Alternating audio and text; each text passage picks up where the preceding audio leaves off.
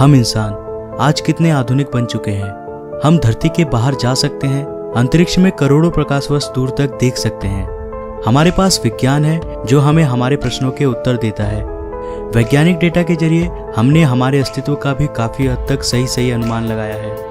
पृथ्वी जो हमारा घर है, जहां हम मनुष्यों ने कई पीढ़ियां बिताई हैं, जिसने कई करोड़ सालों से जीवन को अपने अंदर आश्रय दिया है और आज भी देता आ रहा है। वैज्ञानिकों के अनुसार पृथ्वी पर जीवों की करीब 87 लाख प्रजातियां रहती है, जिसमें से केवल 15% प्रजातियों को ही हमने आज तक खोजा है। लेकिन आखिरकार ये सारे जानवर आए कहां से थे? आखिर धरती पर जीवन की शुरुआत कैसे हुई थी? इसे जानने के लिए हमें समय में पीछे जाना होगा, उस समय पर जब धरती अपनी शुरुआती अवस्था में थी। तो आइए चलते हैं आज से करीब 4.5 अरब साल पीछे। आज से करीब 4.5 अरब साल पहले चट्टान का एक बहुत ही विशाल सा गोला एक बेनाम तारे का चक्कर लगा रहा था। इसका सतह पिघले हुए लावा से बना था और इस पर जीवन का नामो निशान तक नहीं था। इस वक्त पृथ्वी पर लगातार आसमान से छोटे छोटे चट्टानों की बरसात हो रही थी। काफी लंबे समय तक यह प्रक्रिया चलती रही। इसके बाद चट्टान के इस विशाल से गोले ने एक ग्रह का रूप ले लिया। साथ ही इस ग्रह का अपना चांद भी बना। ये वही ग्रह है जहां आज हम सब रहते हैं। इस वक्त पर पृथ्वी का तापमान बहुत ही अधिक था। काफी लंबे समय बाद हमारे ग्रह का तापमान थोड़ा सा ठंडा हुआ और इस पर एक ठोस सतह का निर्माण हुआ। करीब 3.9 अरब साल पहले इसने फिर से आग के गोलों की बारिश का सामना किया, जिसे हम कहते हैं द लेट हैवी बम्बार्डमेंट। और इस वक्त धरती पर केवल छोटे चट्टान ही नहीं, बल्कि इसके साथ साथ उल्कापिंडों की भी बारिश हो रही थी। प्रतिदिन कई हजारों की संख्या में उल्कापिंड धरती पर बरस रहे थे। ये उल्कापिंड अपने साथ कुछ बहुत ही खास लेकर आए थे। इनके अंदर जमी हुई बर्फ के क्रिस्टल्स थी, जिसने हमारी धरती पर समुद्रों का निर्माण किया और साथ ही धरती के वातावरण में नाइट्रोजन गैस भी लेकर आया। पर धरती अब भी बेजान था। यहाँ जीवन के लिए परिस्थितियाँ अभी भी उपयुक्त नहीं बनी थी।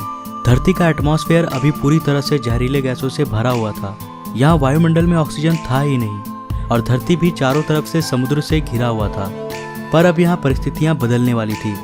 करीब 3.8 अरब साल पहले हमारी धरती में एक बार फिर से उल्कापिंडों की बारिश शुरू हुई। पर अब की बार ये पिंड अपने साथ केवल पानी ही नहीं लाए थे, बल्कि ये कुछ बेहद अनमोल चीज लेकर आए थे, जो धरती को जीवन देने वाला था। ये पिंड अपने साथ खनिज यानी मिनरल्स लेकर आए थे। साथ ही इन्होंने कार्बन, प्रोटीन और एमिनो एसिड्स का भी अंतरिक्ष से समुद्र की गहराइयों तक परिवहन किया। परंतु यहाँ समुद्र की गहराई में तापमान बहुत ही कम था। यहाँ सूरज की रोशनी पहुंच ही नहीं सकती थी। लेकिन यहाँ समुद्र की गहराई में भी छोटे छोटे प्राकृतिक चिमनीज थे, जो पानी को गहराई में भी गर्म रख रहे थे और यहीं पर जीवन का पहला बीज पनपा।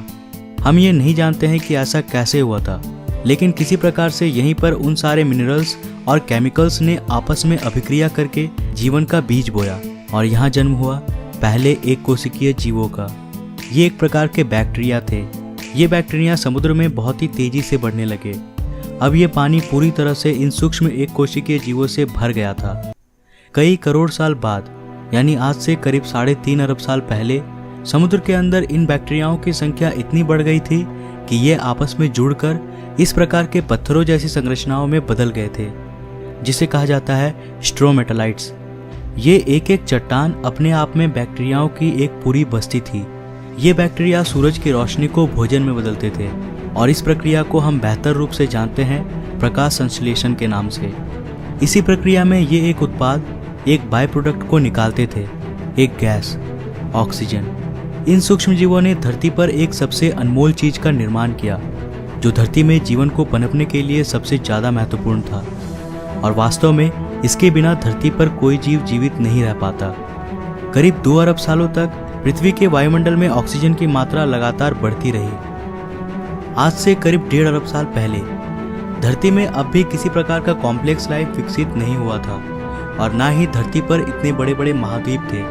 धरती पर केवल छोटे छोटे द्वीप थे जो चारों तरफ से पानी से घिरे थे। मगर अब धरती के क्रस्ट में हलचल होने लगी। इससे धरती की सतह कई सारे टेक्टोनिक प्लेट्स में टूट गई। फिर इन प्लेट्स में मूवमेंट के कारण ये सारे छोटे छोटे द्वीप आपस में जुड़ गए और एक सुपर कॉन्टिनेंट का निर्माण किया, जिसका नाम था रोडेनिया। इस वक्त धरती का तापमान 30 डिग्री सेल्सियस था और धरती का एक दिन 18 घंटों का था। मगर अब समय के साथ यहाँ परिस्थितियाँ बदलने वाली थी। आज से करीब 75 करोड़ साल पहले धरती की रूपरेखा बदल रही थी। धरती का सुपर कॉन्टिनेंट अब 2 भागों में टूट गया और धरती के नीचे का लावा ज्वालामुखी विस्फोट के साथ धरती की सतह पर निकलने लगा। इन विस्फोट के कारण धरती में कार्बन डाइऑक्साइड की मात्रा काफी बढ़ गई। अब धरती का आसमान इन कार्बन डाइऑक्साइड के घने बादलों से घिर चुका था। इन बादलों से लगातार अम्लीय वर्षा यानी एसिड रेन्स होने लगे। इससे धरती के वातावरण का अधिकतर कार्बन डाइऑक्साइड धरती के चट्टानों पर कार्बन के मोटे मोटे परत के रूप में जमने लगे, जो इस बारिश के पानी के साथ बरस रहे थे। इससे वायुमंडल में कार्बन डाइऑक्साइड की मात्रा में भारी कमी हो गई और अब धरती का वायुमंडल सूरज की गर्मी को रोकने के काबिल नहीं रह सका। इससे धरती का तापमान बहुत ही तेजी से कम होने लगा और धरती पर पहले हिमयुग यानी आइस एज की शुरुआत हुई। ये आइस एज अब तक का सबसे लंबा आइस एज था, लेकिन ये भी हमेशा के लिए नहीं रहने वाला था। समय के साथ साथ वायुमंडल में कार्बन डाइऑक्साइड की मात्रा फिर से बढ़ने लगी और पृथ्वी का तापमान फिर से बढ़ने लगा। इससे धरती पर जमा बर्फ धीरे धीरे पूरी तरह से गलने लगा और पृथ्वी फिर से सामान्य रूप में आने लगी। लेकिन उन सिंगल सेल बैक्टीरिया का क्या हुआ जो आइस एज के आने से पहले समुद्र में थे? आज से करीब 54 करोड़ साल पहले अब धरती का सारा बर्फ पूरी तरह से पिघल चुका था। इस वक्त समुद्र के अंदर जाने पर हमें एक बिल्कुल नई दुनिया देखने को मिलती है। ऑक्सीजन की उपलब्धता में अब वे एक कोशिकीय जीव कई अन्य रूपों में विकसित हो चुके थे। यहाँ चारों तरफ समुद्रीय पौधे, ऐसे अजीब से छोटे छोटे समुद्री जीव थे, साथ ही ये दैत्याकार समुद्री दानव भी था, एनोमेलाकैरिश। ये सब कॉम्प्लेक्स मल्टीसेल्युलर ऑर्गेनिज्म के नए प्रजाति थे जो कि एक कोशिकीय सूक्ष्म जीव से विकसित हुए थे। ये है पिकाया।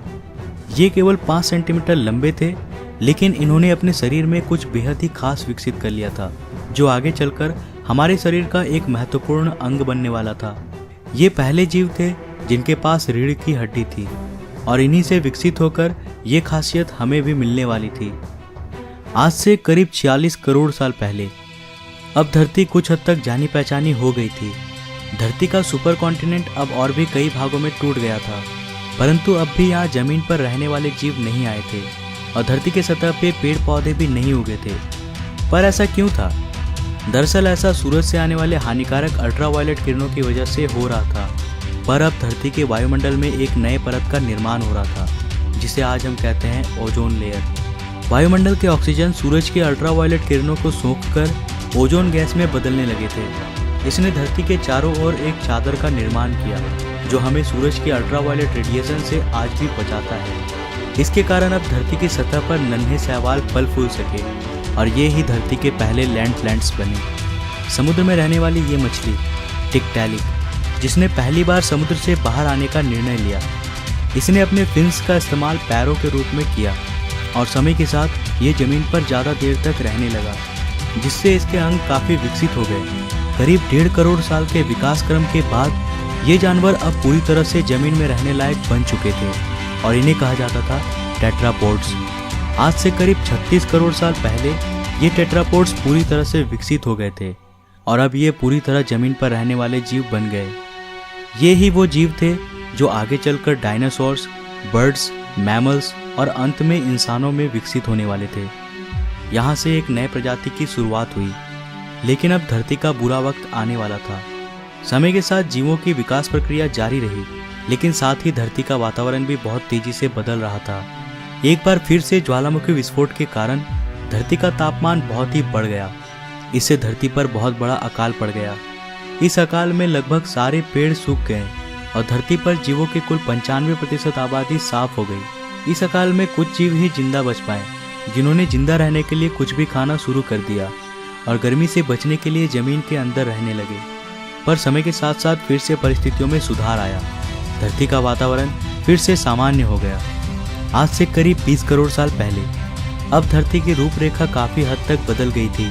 ज्वालामुखी विस्फोट से नए भूभागों का निर्माण हुआ, जिन्होंने आपस में मिलकर एक सुपर कॉन्टिनेंट का निर्माण किया, जिसका नाम था पेंजिया। अब धरती अंतरिक्ष से काफी हद तक आज की जैसी दिखाई देती थी। इतने बड़े अकाल के गुजरने के बाद धरती वापस से सामान्य हो गई। सतह पर फिर से नए पेड़ पौधे उगने लगे और धरती पर जो 5% जीव बच पाए थे, वे अब विकसित हो चुके थे और एक बिल्कुल नए प्रजाति का जन्म हुआ था जो आने वाले समय में धरती पर अपना शासन चलाने वाला था। वे थे डायनासोर्स। डायनासोर्स असल में उन्हीं 5% रेंगने वाले जीवों से विकसित हुए थे जो उस अकाल में खुद को किसी प्रकार से बचा पाए थे। डायनासोर्स के भी कई प्रजातियां थी, कुछ शाकाहारी थे तो कुछ मांसाहारी। कुछ डायनासोर्स बहुत ही शांत स्वभाव के थे तो कुछ बहुत ही हिंसक। डायनासोर्स ने भी काफ़ी लंबे समय तक धरती पर राज किया। करीब 11 करोड़ साल तक ये धरती पर फल फूल रहे थे। पर इसके बाद क्या हुआ? सारे डायनासोर्स कहाँ विलुप्त हो गए और इंसान कहाँ से आए? ये हम जानेंगे अगले एपिसोड में। तो आज के लिए बस इतना ही। अगर आपको दूसरा एपिसोड चाहिए तो इस वीडियो को लाइक करो। अगर इस वीडियो में कुल 2500 लाइक्स मिलते हैं तो मैं इसका नेक्स्ट एपिसोड भी जरूर लाऊंगा। तो वीडियो को ज़्यादा से ज़्यादा लाइक करो और शेयर करो। अगर आप नए हो इस चैनल पे तो ऐसे ही और एक्साइटिंग वीडियोस के लिए चैनल को अभी सब्सक्राइब कर लो, साथ ही नोटिफिकेशन बेल को भी ऑन कर लो। मैं मिलता हूँ फिर से एक नए एपिसोड के साथ। तब तक के लिए बाय।